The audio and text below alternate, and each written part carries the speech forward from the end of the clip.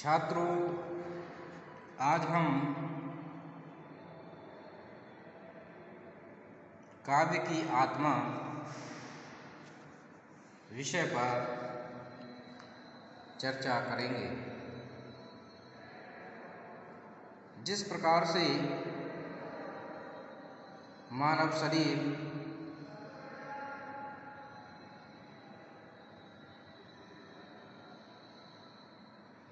के दो रूप होते हैं, एक स्थूल शरीर, दूसरा सूक्ष्म शरीर। स्थूल शरीर जिसको हम स्पर्श कर सकते हैं, देख सकते हैं, उसे कहते हैं। उसी प्रकार से सूक्ष्म शरीर को हम देख नहीं सकते, स्पर्श नहीं कर सकते, लेकिन हम उसको महसूस कर सकते हैं।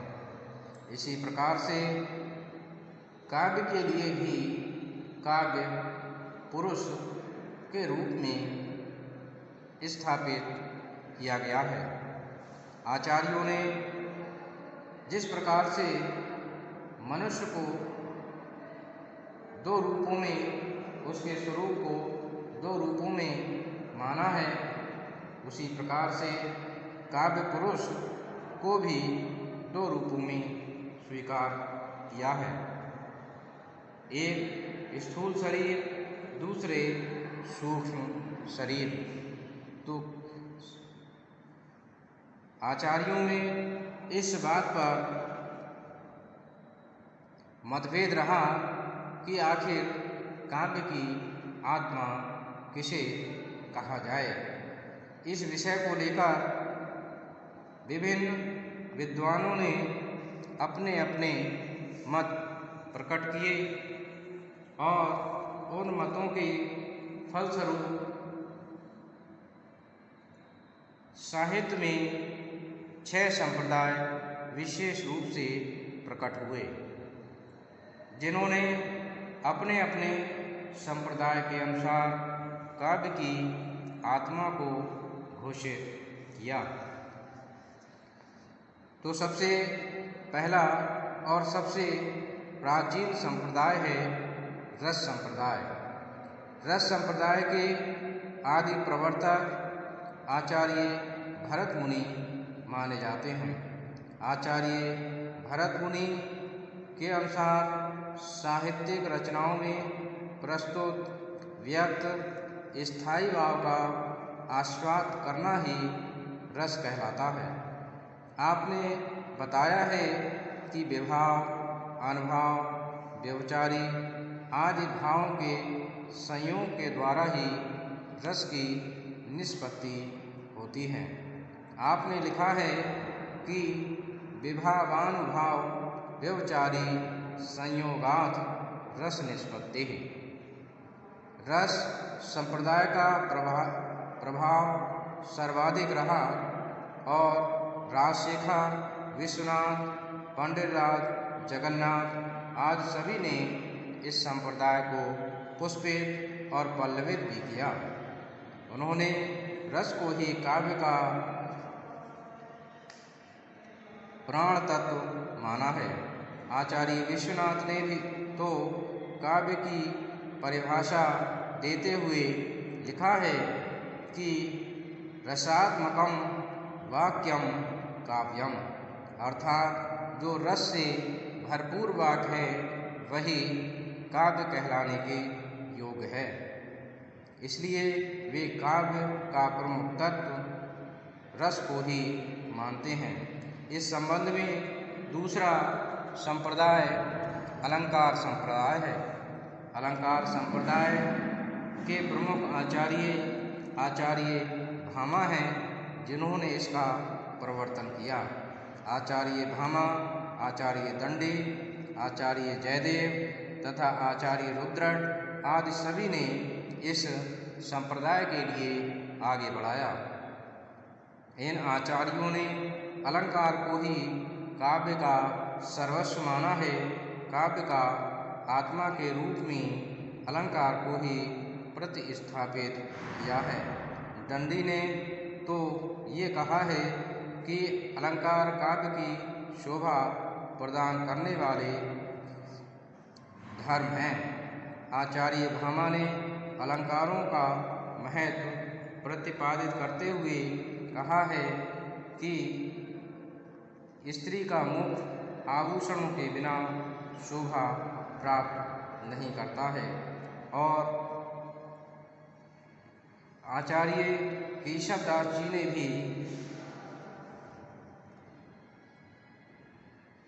अलंकारों के महत्व को स्वीकार किया है। उन्होंने लिखा है कि भूषण बिन न विराजई कविता वनिता मित्र। इस प्रकार से अलंकारवादी आचार्यों ने अलंकार को काव्य की आत्मा घोषित करने का प्रयास किया है। इसके बाद रीति संप्रदाय की चर्चा हम करेंगे। रीति संप्रदाय के प्रवर्तक आचार्य वामन माने जाते हैं। उन्होंने रीति को काव्य की आत्मा माना है। आपने लिखा है कि विशिष्ट पद रचना को रीति कहते हैं। गुणों से युक्त होना ही उसकी विशेषता है। आपने काव्य गुणों को मुख्यतया 3 प्रकार से माना है। आपने ओज, माधुर्य तथा प्रसाद इन 3 गुणों को विशेष रूप से महत्व प्रदान किया है। आचार्य वामन ने काव्य के सभी प्रमुख तत्वों को गुणों में ही समाविष्ट करने का प्रयास किया है। तो इस प्रकार से रीतिवादी आचार्य वामन ने रीति को काव्य का सर्वस्व, काव्य की आत्मा स्थापित करने का प्रयास किया है। इसके पश्चात इस संदर्भ में वक्रोक्ति संप्रदाय भी आता है। वक्रोक्ति संप्रदाय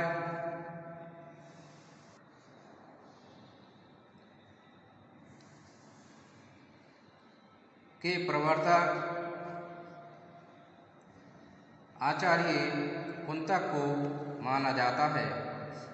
आचार्य कुंतक ने इस संप्रदाय के लिए प्रतिष्ठित किया।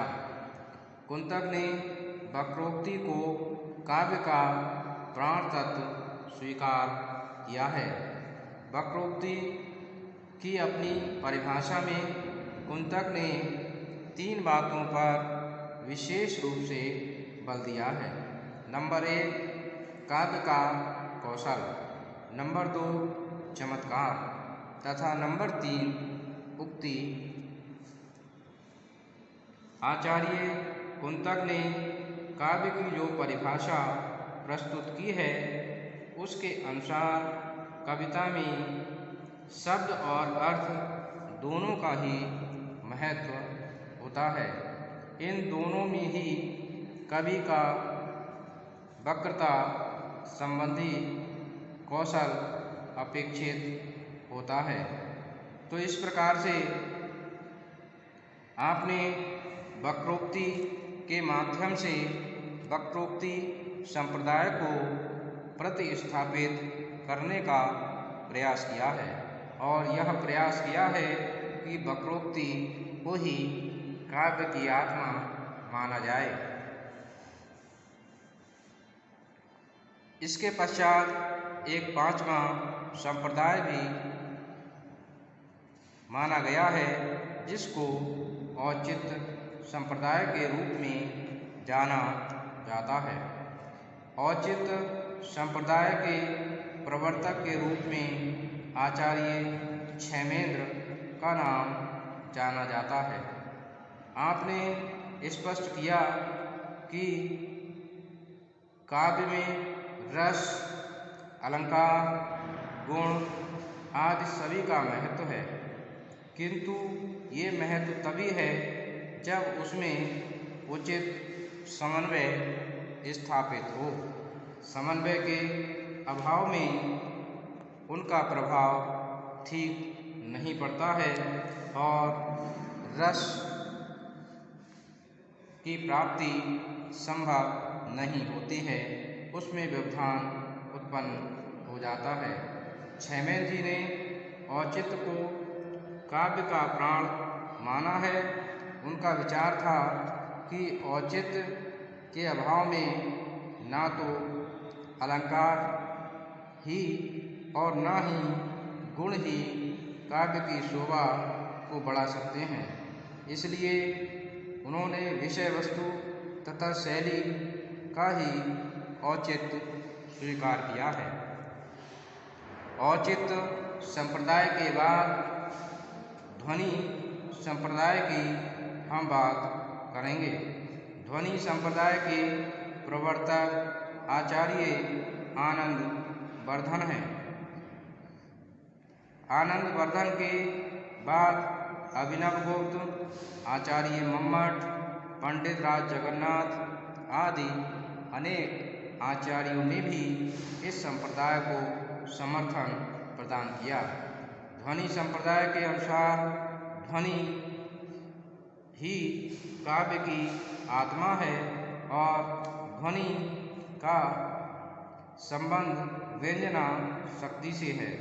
ध्वनि का अर्थ विशेष रूप से दिखाने की वृत्ति से है। इस प्रकार से हम देखते हैं कि काव्य की आत्मा घोषित करने के लिए 6 संप्रदाय स्थापित हुए, परंतु इन 6 संप्रदाय में सर्वाधिक महत्व रस संप्रदाय का रहा, क्योंकि रस ही काव्य का प्राण तत्व है, मूल तत्व है। इसलिए काव्य की आत्मा भी रस ही है। धन्यवाद छात्रों।